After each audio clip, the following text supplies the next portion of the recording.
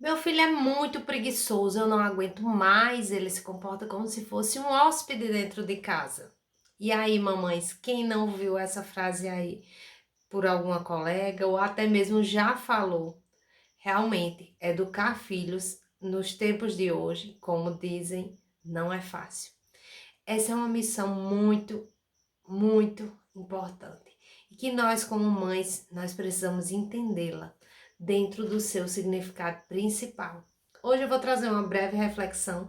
Nós temos um grupo no Telegram onde você pode nos conhecer melhor e fazer parte do clube que a gente está formando e incentivando momentos de conexão com os filhos.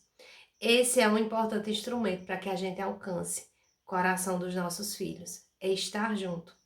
Se esse celular não estiver conectado com a internet, você que está aí não vai conseguir me ouvir, nem receber as minhas mensagens. Então, da mesma maneira, se você, mãe, pai, não estiver conectado com os seus filhos, você não vai conseguir chegar a lugar algum. Nada do que você disser terá efeito.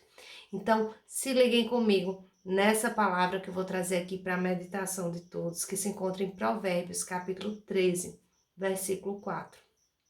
O preguiçoso deseja e nada tem, mas a alma dos diligentes se farta.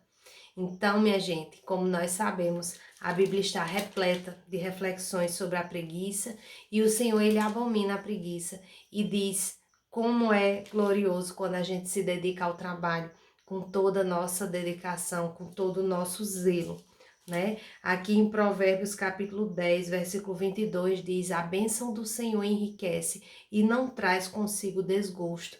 Então, essa sabedoria de buscar as coisas certas, de valorizar o trabalho, seja ele doméstico, seja ele fora de casa, isso tem que ser algo ensinado desde pequenos.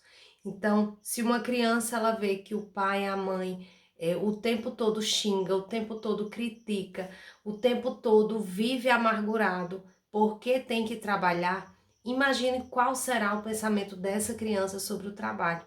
Eu não estou falando aqui do trabalho, da exploração do trabalho infantil, de forma nenhuma, até porque, como vocês sabem, a minha formação, ela já vem de base, né? A gente tem diversos estudos sobre isso. E desde o meu início lá, como assistente social, antes de me formar, eu já participava de grupos de pesquisa e extensão sobre infância e juventude. E nós sabemos que existem grandes prejuízos quando a criança ela não tem oportunidade de brincar, quando ela é pequena, certo? Que ela não tem direito à infância por conta da exploração do trabalho infantil. Realmente, isso é um grave problema. Mas o que eu estou falando aqui não é de trabalho secular, trabalho para gerar renda. Estou falando no sentido mais profundo da palavra. Quantas vezes nós temos desvalorizado aquilo que é importante diante dos nossos filhos? Quantas vezes nós não estamos incentivando que ele guarde a própria roupa dele, que ele forre a própria cama dele?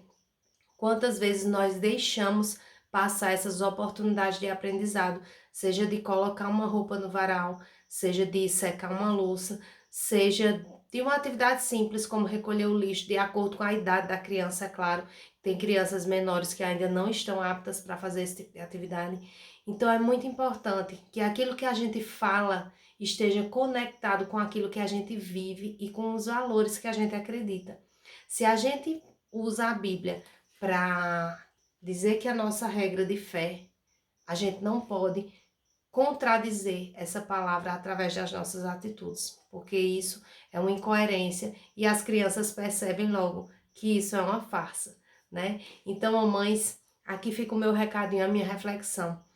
Como a Bíblia diz que o preguiçoso ele tudo deseja e nada tem, nós precisamos ensinar aos nossos filhos que a preguiça é uma tendência da carne, que nós devemos rejeitar essa tendência natural que nós temos.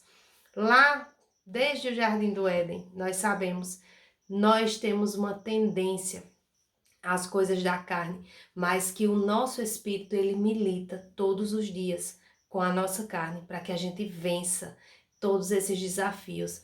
Nós não acordamos pensando em fazer coisas grandiosas de trabalho, de cansaço, de chatice. né? Como a gente muito bem batiza as tarefas muitas vezes, e a gente tem denegrido aquilo que Deus criou e que Deus colocou como sendo valoroso, como sendo algo honroso e digno, que é o trabalho. E muitas vezes nós temos criticado, xingado, nós temos desvalorizado, né, perante as crianças, e eles vão construindo essa imagem, né, e chega uma certa idade que eles não querem fazer o mínimo esforço para não ter que se desgastar, porque eles sabem que tem alguém que faça por eles.